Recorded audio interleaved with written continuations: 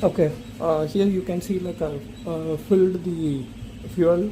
It's 20% nitro because it is 1/10 scale. Okay, like for this we need little more oil content because the engine cooling head and fins will be very small, and I'll be using the starter box to start, but it is not the starter box start. Like we'll be using the spool start just to hold it in place. I'm gonna use this. So first we'll prime this off.